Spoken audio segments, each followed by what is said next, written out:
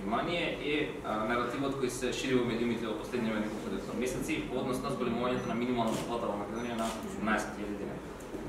Ние како Сојуз на стопански комори, како представници на над 20.000 предпријатија во нашава држава, се залагаме за раст на платите кај работените, но се додека тој раст е последица на функционирачки пазарни механизми, на зголемена продуктивност на работната сила и на зголемена економска активност во бизнес секторот.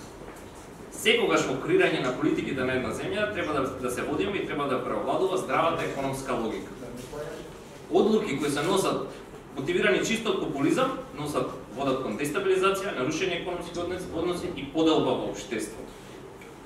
Уште еднаш, како представници на над 20.000 компании се чувствуваме одговорни да ја предупредиме пошироката јавност за негативните ефекти кои едно вакво чисто политичко мотивирано зголемување на минималната плата може да има кај нас и на кон дестабилизацијата и онака нефункционалниот пазар на труд до кој може да понатаму да доведе до зголемување.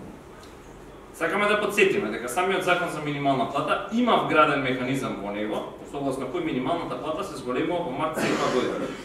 Така, согласно член 4 од законот, исплатената висина на минималната плата во бруто износ за месец март секоја година се усогласува со 1/3 од порастот на просечно исплатените плати кај нас, 1/3 од порастот на индексот на трошоците на живот и 1/3 од реалниот пораст на БДП за претходната година согласно податоците од Државниот завод за статистика. Оваа влада пред само 2 години веќе еднаш направи политички мотивиран популистички байпас на овој механизам, така што ја зголемивме минималната плата на 14.500 денари во нето износ. Од низата негативни ефекти кои зголемувањето ќе ги предизвика, веројатно најголемо е влијанието во насока на намалувањето на онака ниската стапка на продуктивност на трудот кај нас. Да подсетиме, скоро и да нема релевантен извештај на меѓународните организации кои се присутни кај нас, а кои не предупредуваат за екстремно ниската продуктивност на трудот кај нас во споредба со останатите земји. Зголемувањето на минималната плата ќе влијае на намалување на мотивацијата на вработените кои што досега биле попродуктивни.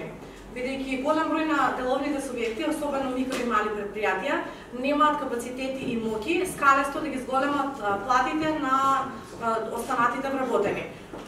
Ако земеме предвид дека оваа мерка нема да води во плод со продуктивноста, мораме да нагласиме и дека во изминатиот период платите и без оваа мерка бележат значителен раст.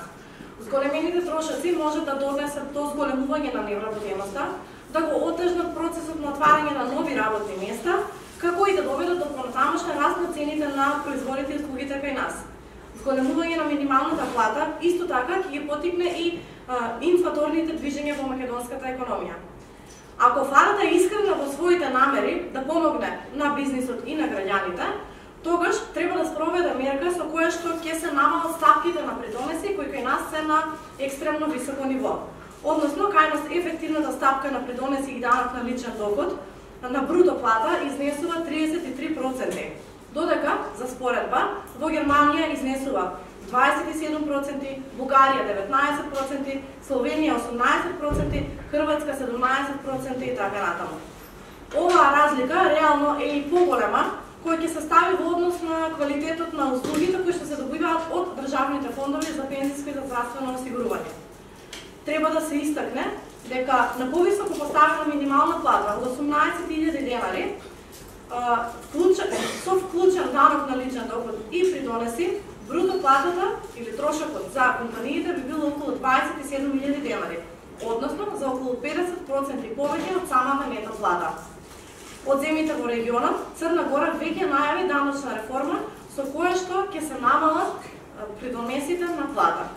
Ваквата ситуација со зголемување вештачко на минималната плата во Македонија на среден рок ќе води и кон зголемување на сивата економија. Односно ќе се принуди дел од работодавачите во борбата за гол опстанок на компаниите и за чувување на сите работни места, повторно да ја воведат праксата на плата во плик.